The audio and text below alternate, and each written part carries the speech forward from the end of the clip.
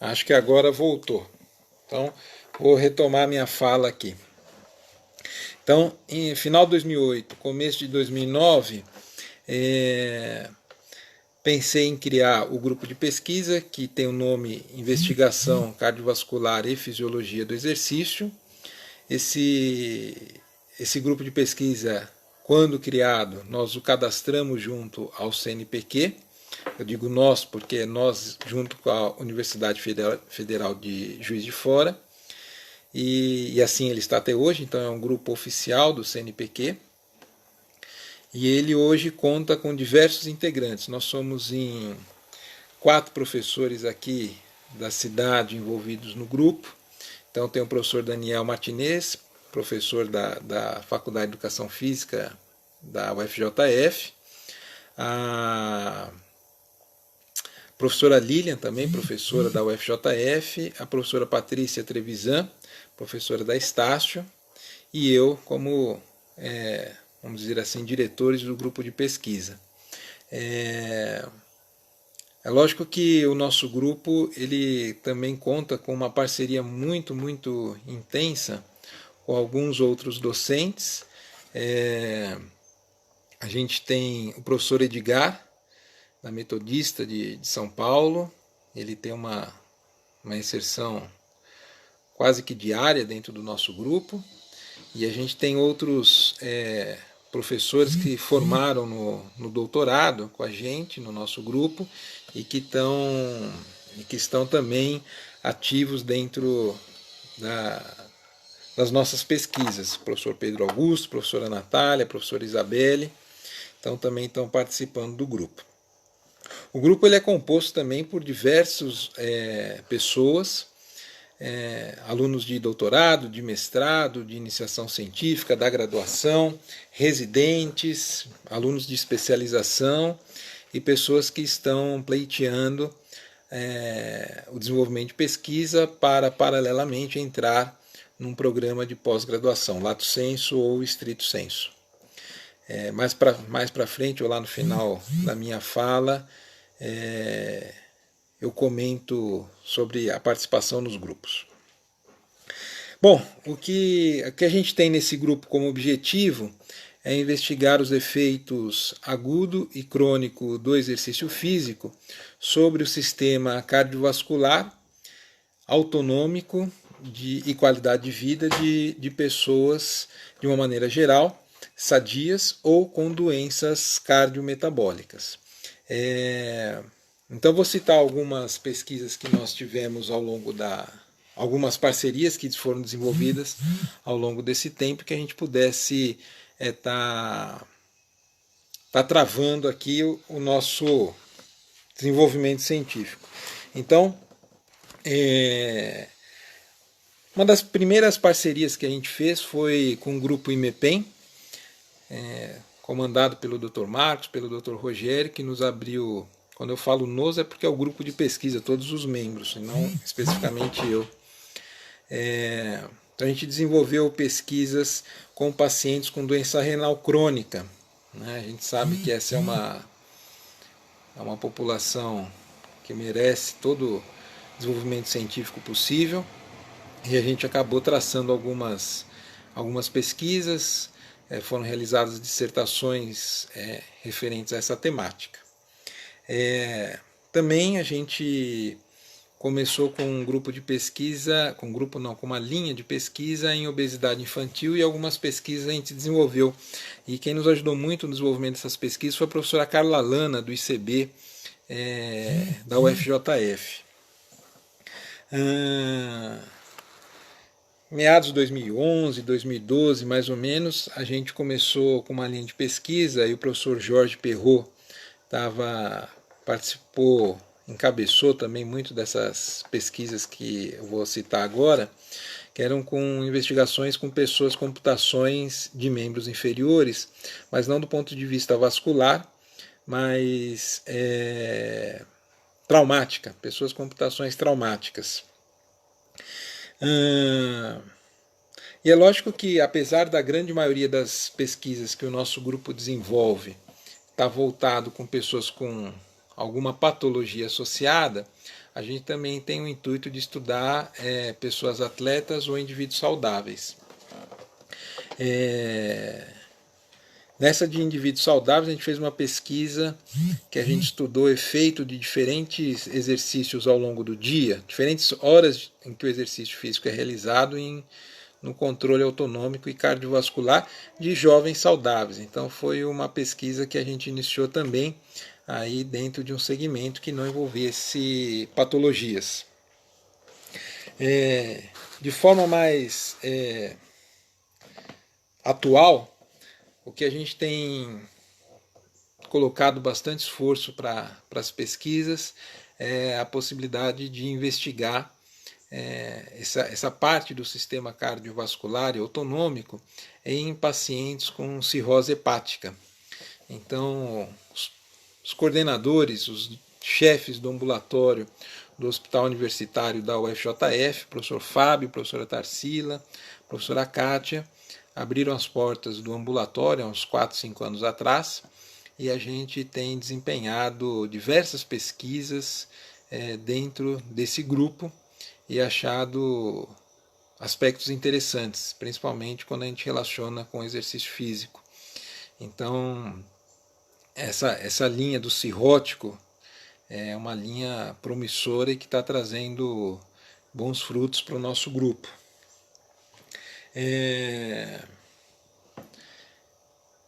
A gente também teve a possibilidade de estudar pacientes oncológicos. Então, há mais ou menos uns 2, 3 anos atrás, a gente começou uma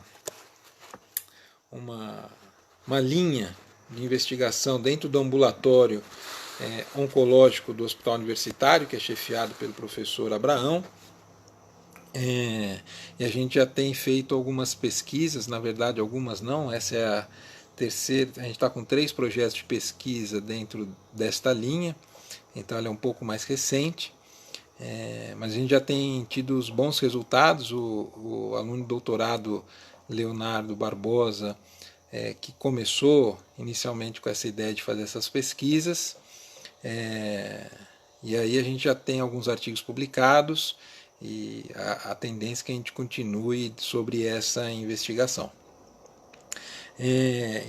De uma forma agora um pouquinho mais recente, de uns 2 anos para cá, apesar da gente já ter uma intenção de praticamente uns 6, 7 anos atrás, mas conseguimos colocar em prática faz uns 2 anos, nem sei se chega a 2 anos, pesquisa associada à oftalmologia. Então a professora Marta, chefe do ambulatório de oftalmologia do Hospital Universitário, nos possibilitou essa parceria, e a gente então estamos com um projeto de pesquisa nessa relação oftalmologia e exercício físico, e ainda a gente não tem resultados, ainda está nesse processo de coleta de dados, mas acredito que vai ser uma parceria muito interessante, que a gente vai trazer bons frutos para esses pacientes da oftalmologia. Mas de tudo isso que então a gente tem feito, vou trazer aqui, vou aprofundar a discussão, a minha fala, dentro de uma linha que a gente tem dentro do grupo de pesquisa desde 2008 e que então se estende até hoje, e a gente tem cada vez mais trabalhado com ela, que é a hipertensão arterial. Tá? Então vou começar a falar aqui da hipertensão. Caso alguém tenha alguma dúvida, pode entrar em contato, manda a mensagem. Aí tem um monte de gente que está aqui, que tem meu WhatsApp também, se quiser mandar pelo WhatsApp, ou por aqui mesmo, eu já respondo. Tá? Então, com hipertensão arterial, eu costumo falar que a gente tem que dividir esse tema, quando eu relaciono com exercício físico, em 2 grandes tópicos.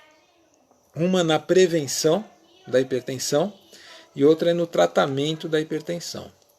Quando eu me refiro para prevenção de hipertensão, e aí esse já não, o que eu vou falar agora não são dados do nosso grupo de pesquisa, já está muito bem estabelecido na literatura que quanto maior for o nível de atividade física do sujeito, menor será a possibilidade desta pessoa desenvolver hipertensão. Então está muito nítido uma relação inversa. Quanto maior a atividade física, maior nível de atividade física, menor será o nível pressórico que aquela pessoa apresenta. Portanto, não tem como deixar de lado a questão que é ter que fazer exercício. Não tem como escapar disso, né? Quem não gosta tem que fazer para ficar longe desse quadro hipertensivo.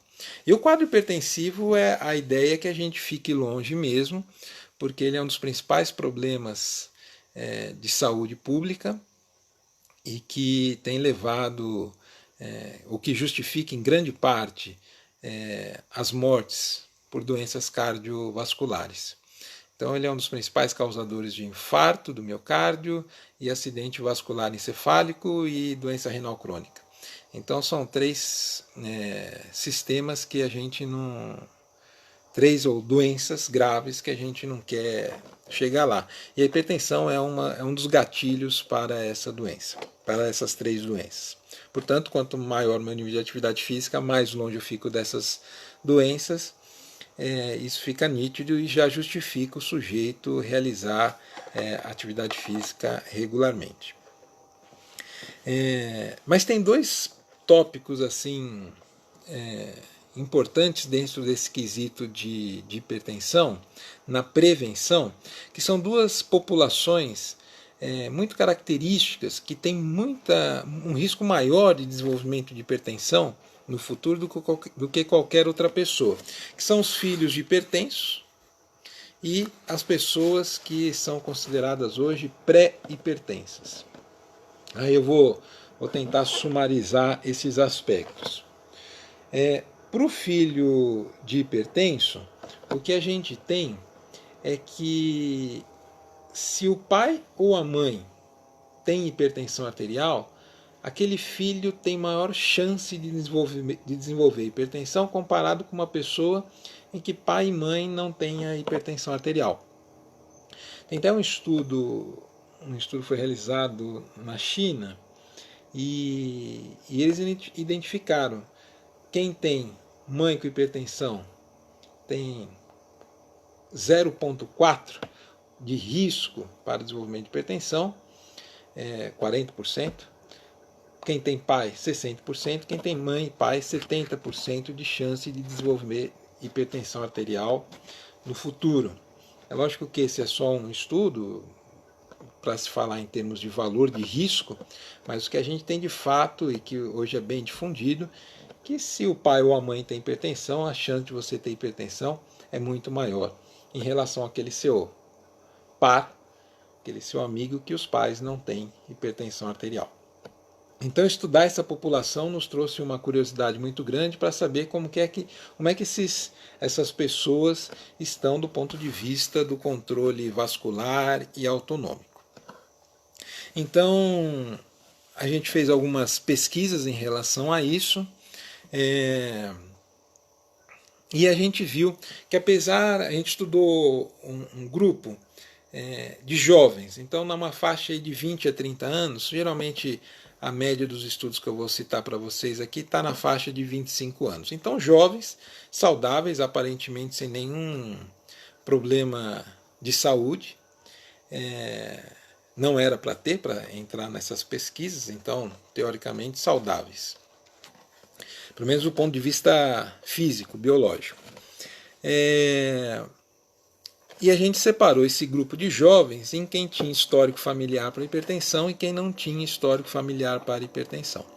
O primeiro ponto que a gente identifica é que essas pessoas, filhas de hipertensos, têm níveis de pressão arterial muito semelhantes a esses filhos de normotensos e, portanto, se eu for medir a pressão arterial do sujeito agora, nesse momento, vai dar normal.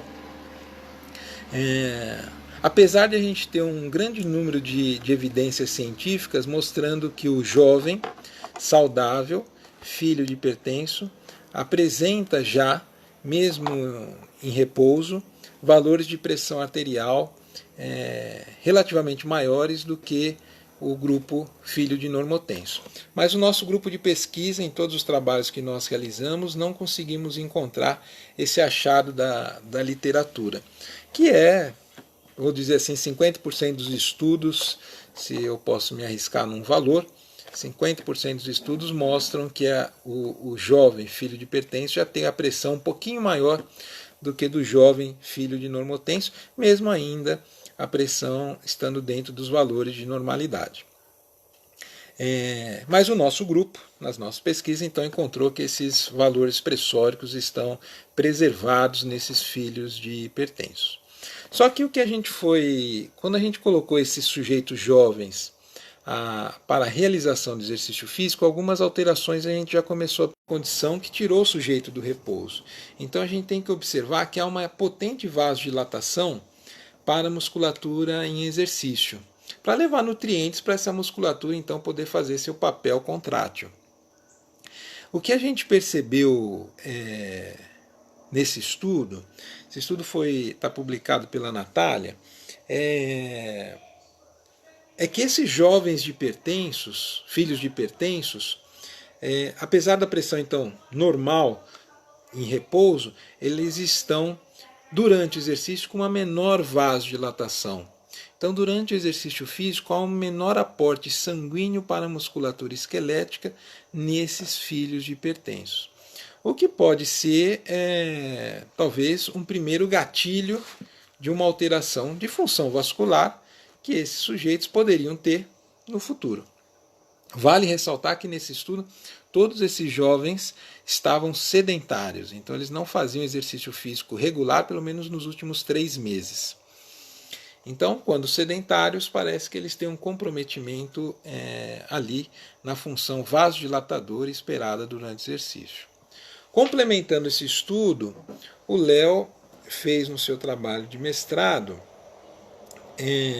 ele avaliou o sistema autonômico cardíaco, o balanço simpato-vagal sobre esses filhos de hipertenso em relação aos filhos de normotenso. Do ponto de vista fisiológico, o que a gente espera durante o exercício? Que começa a ter uma redução gradativa do tônus parasimpático e um aumento do tônus simpático sobre o coração. E quanto melhor for a saúde cardiovascular do indivíduo, melhor será essa adaptação autonômica sobre o coração. Nesses filhos de hipertensos, o que a gente observou foi que eles também estão com um comprometimento do sistema autonômico durante o exercício físico.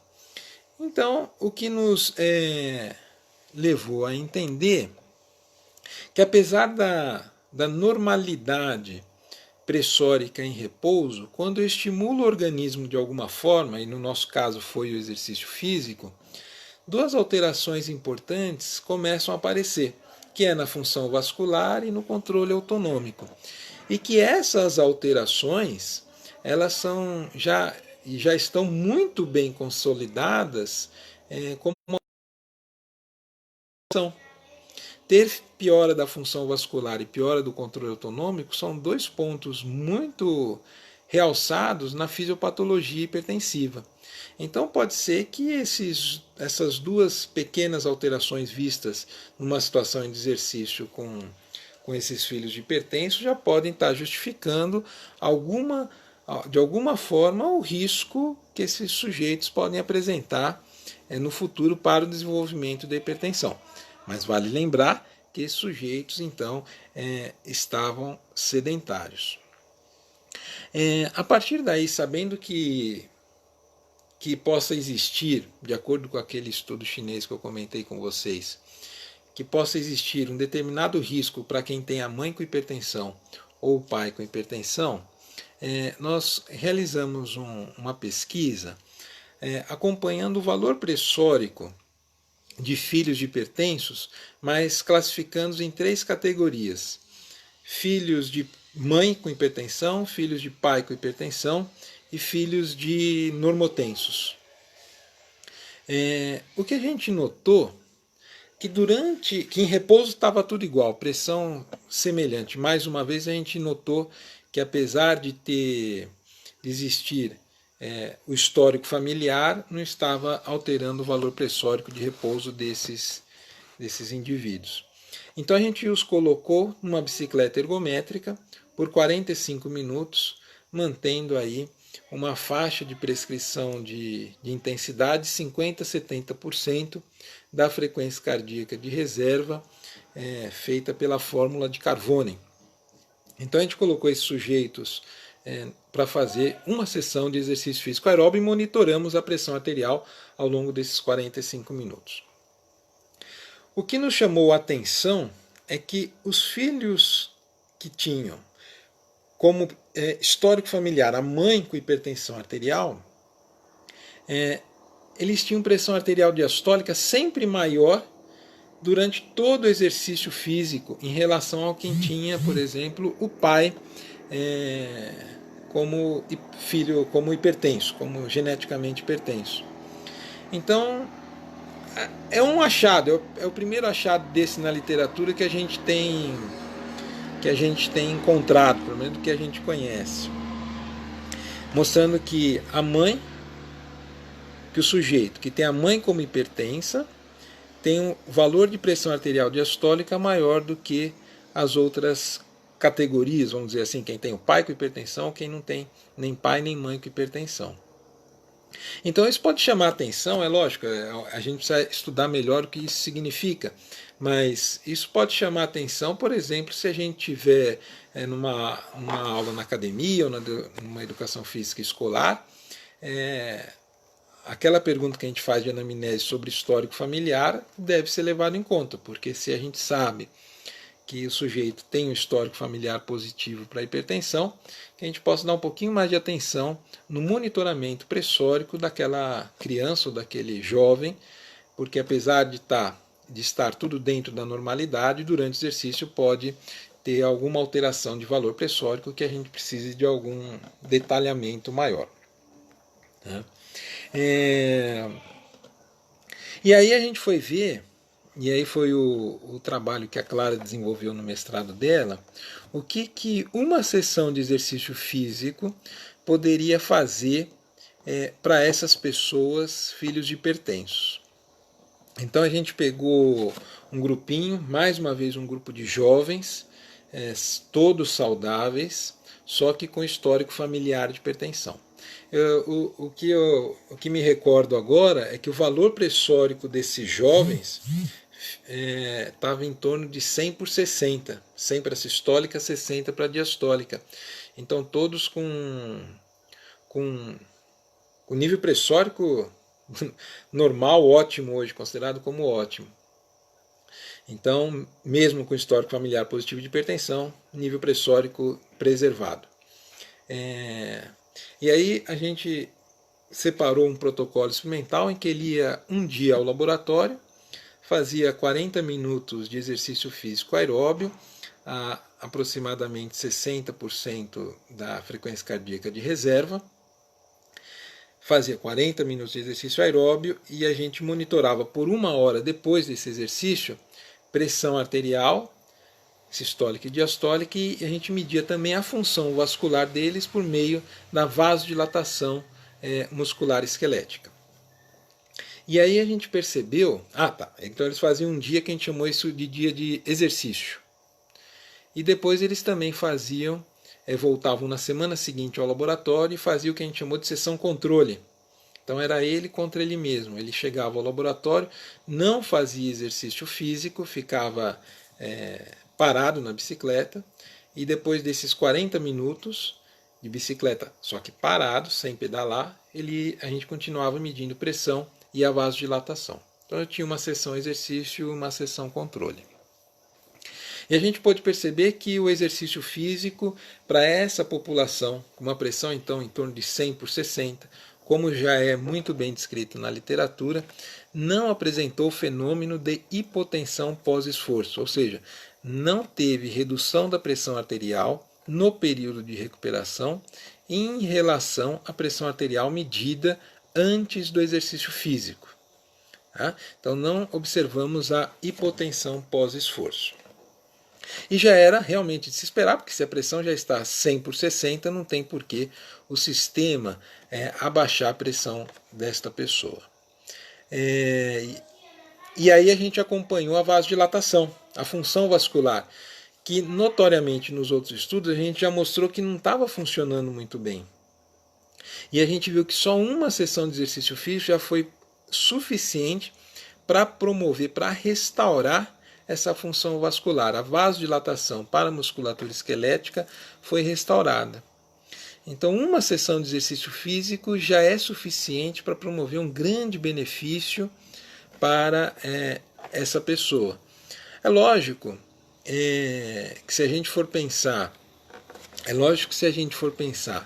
em uma sessão, não vai mudar a vida de ninguém.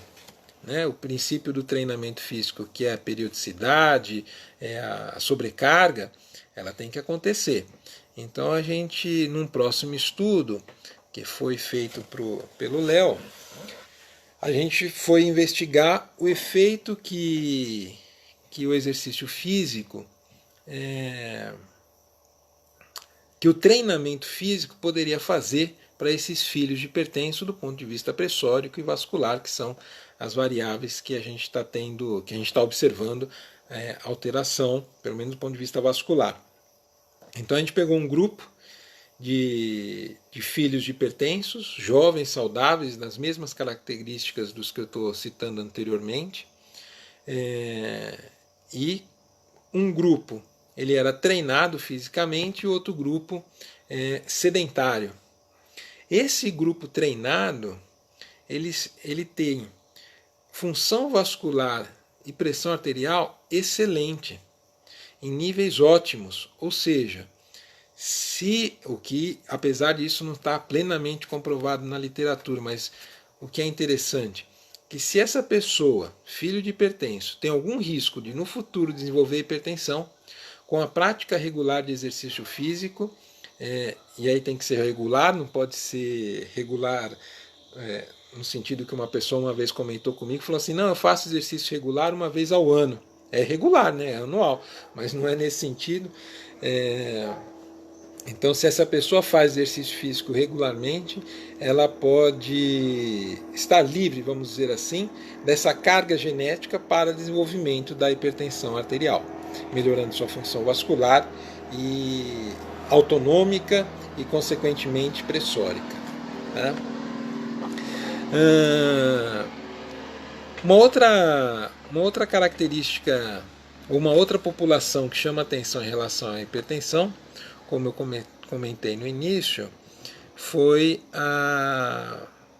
são os pré-hipertensos, pessoas que têm a pressão sistólica entre 120 e 140 e diastólica entre 80 e 90. Então essa é uma população, e a gente sabe que quanto maior for o valor pressórico, maior é a chance dela desenvolver hipertensão no futuro. Então, uma pessoa com 135/85 tem maior chance de desenvolver hipertensão no futuro que uma pessoa que tenha 100/60. Então, essa faixa de pré-hipertensão a gente foi investigar para ver o que o exercício físico estava fazendo para elas. Então, a primeira ação que nós fizemos, e isso foi pauta da dissertação da Marcele, a gente fez uma revisão sistemática com o objetivo de avaliar o efeito do treinamento físico sobre os valores pressóricos de indivíduos com pré-hipertensão. E diria que 90% dos estudos que nós avaliamos identificaram que se o indivíduo é pré-hipertenso e realiza treinamento físico, seus níveis pressóricos diminuem. Portanto, há um grande impacto do treinamento físico para essa população. Né? É lógico que se eu pegar uma população, que nem eu já citei anteriormente, com uma pressão de 100/60, ela vai treinar e a chance de ter redução pressórica é muito pequena, até pelo fato da pressão já estar dentro da normalidade. Agora, se eu pego uma pessoa com 135 por 85, ao realizar o treinamento físico, ela tem grandes chances de diminuir esses valores pressóricos. E essa revisão sistemática veio mostrar isso. Faz o treinamento físico e tem uma grande chance de redução da pressão arterial. E a gente foi ver isso na prática. A Marcele selecionou um grupo de pessoas. Essas pessoas elas tinham amputação de membros inferiores do ponto de vista traumático. A gente não queria avaliar pessoas com amputação de membros inferiores do ponto de vista vascular, porque se fosse vascular a gente já saberia que estaria atrelado a uma série de disfunções cardiometabólicas. Então a gente foi avaliar do ponto de vista traumático. E aí a gente viu o efeito que o exercício físico poderia fazer para essas pessoas no nível pressórico e na função vascular. Então a gente fez 2 estudos nesse sentido, eles estão publicados. Então a gente pegou, muito parecido com o protocolo experimental que eu citei para vocês, o voluntário da pesquisa ia ao nosso laboratório, a gente media a pressão arterial, avaliava a função vascular, e eles faziam exercício, só que de membro superior, eles faziam no ciclo ergômetro de braço, mantém de 40% a 60% da frequência cardíaca de reserva, pela fórmula de Carbone, e a gente fazia meia hora de exercício físico. E aí, 1 hora de recuperação posterior ao término do exercício, a gente media a pressão arterial e a função vascular igual a gente fez no repouso. Passado isso, numa outra semana, eles voltavam ao laboratório e faziam o mesmo protocolo, só que eles ficavam parados, não faziam exercício para a gente poder ter a comparação da sessão controle. Então o que a gente pôde notar nessa população, e eram todos pré-hipertensos, que a pressão arterial sistólica e diastólica cai no período de recuperação. Então a gente pôde observar o fenômeno hipotensivo, então fenômeno da hipotensão pós-exercício. Eles tinham em média, aí, não vou recordar precisamente o valor, mas em torno de 130 por 85 aproximadamente, e todos conseguiram então reduzir os seus valores pressóricos. Então vejo que quanto maior for o nível da pressão arterial, maior será a chance de redução pressórica com o exercício físico, maior é o efeito agudo do exercício físico na pressão arterial. E o que a gente pôde justificar para essa redução da sistólica e da diastólica nessa população pré-hipertensa foi a melhora da função vascular. Então a gente viu, pré-hipertenso faz exercício físico, diminui pressão e melhora a função vascular. Tudo faz com que ele fique longe dessa categoria ou fisiopatológica da hipertensão arterial. Então essas duas populações, histórico, quem tem histórico, genética de hipertenso na família, muito ligado a pai e mãe, e quem tem a pré-hipertensão.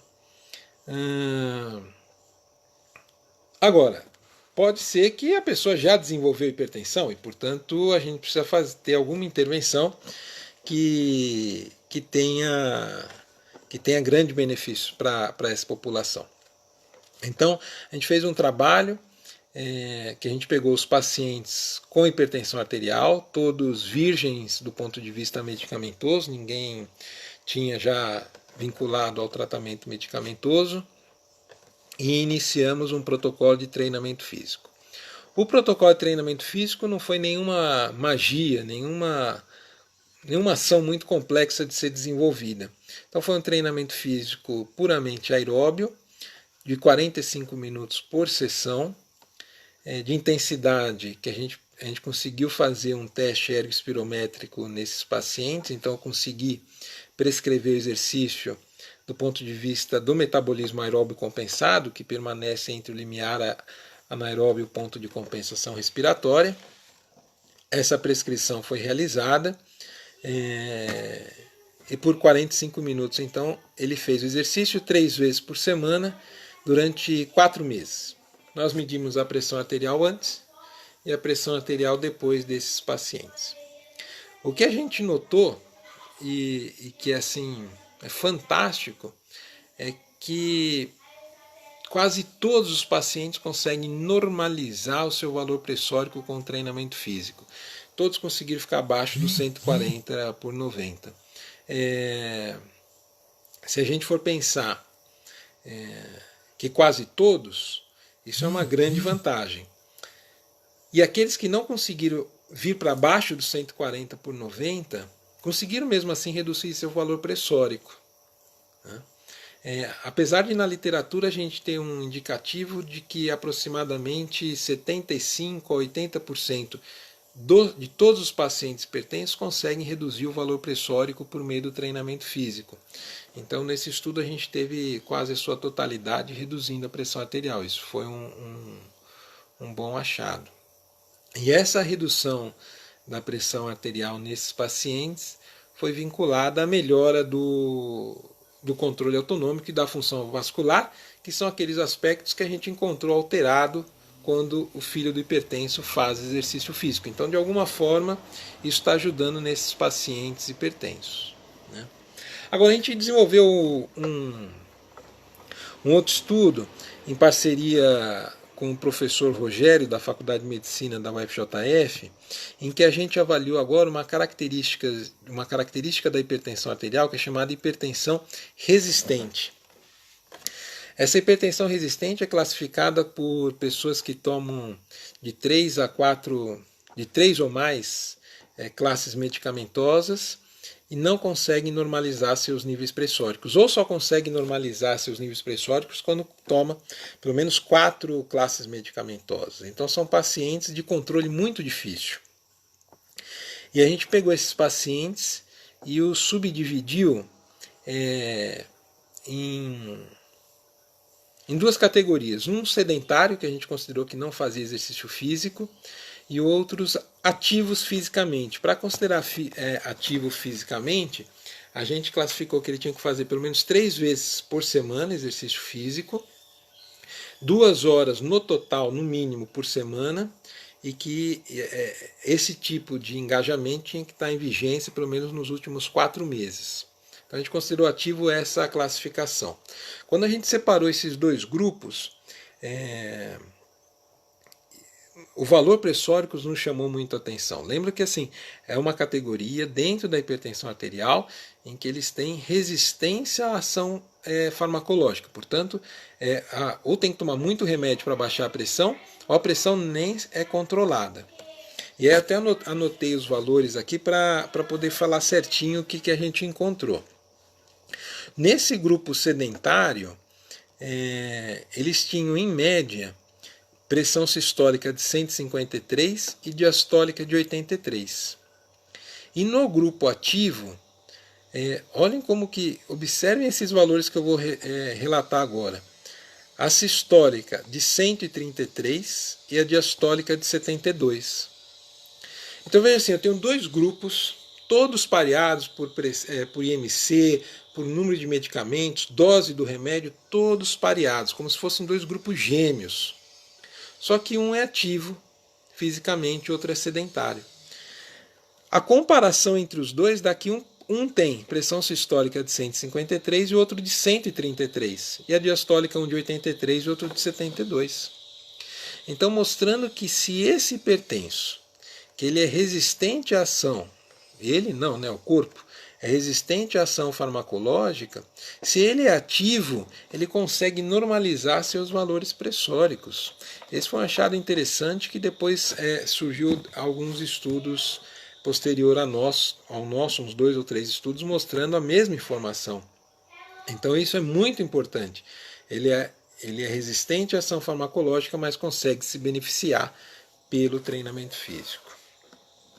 E por fim, dentro dessa linha de hipertensão, e talvez nessas condições que nós estamos vivendo hoje, o que mais impera é a qualidade de vida.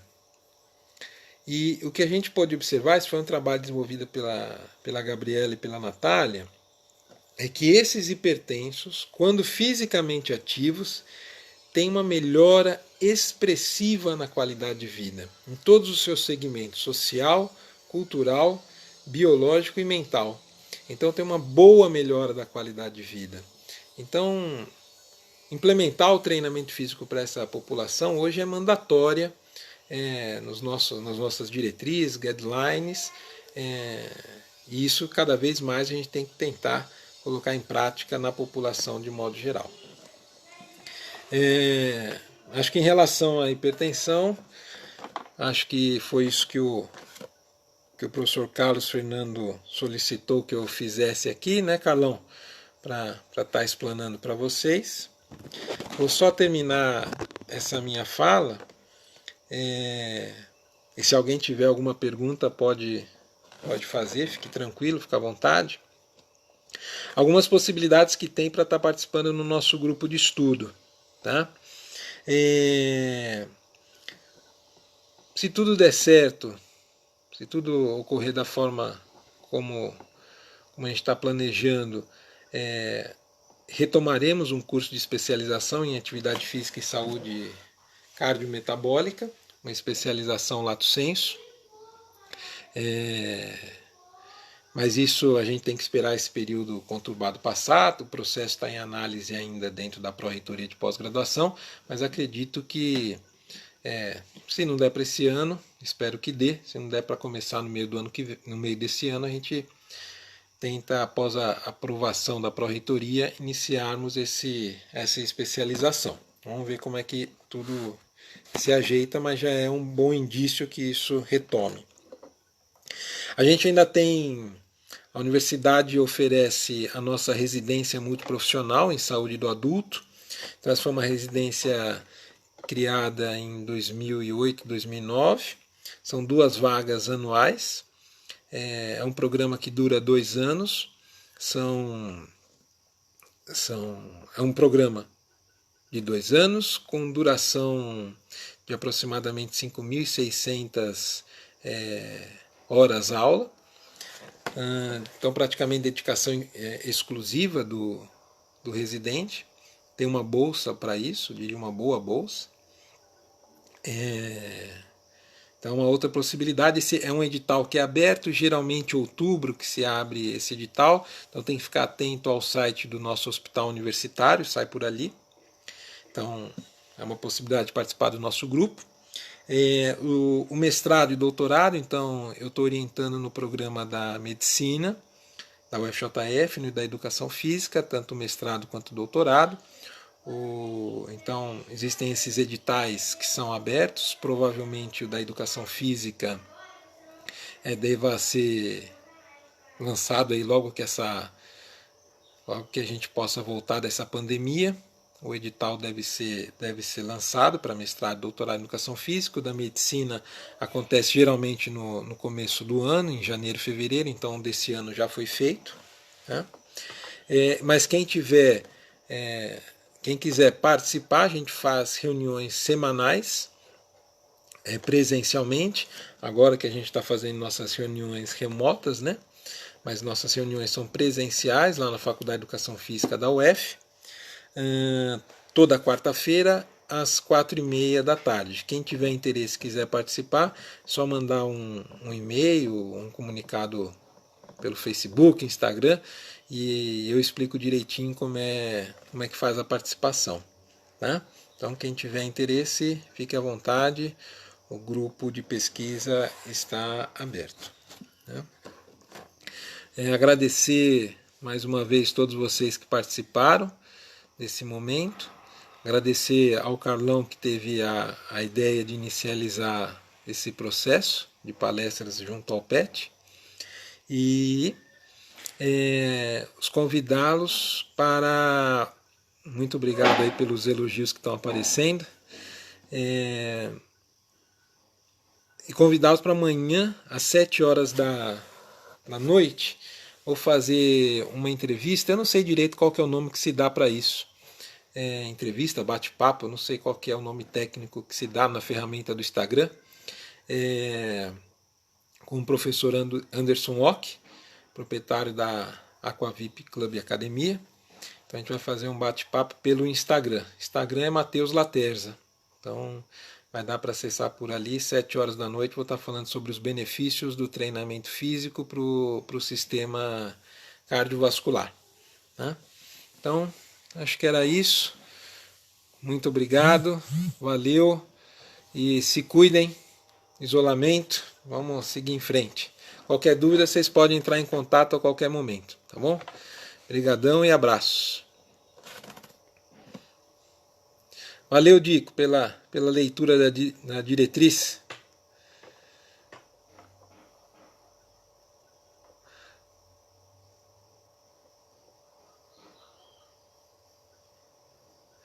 Otávio, meu amigo Otávio, Paula, muito obrigado pela parceria.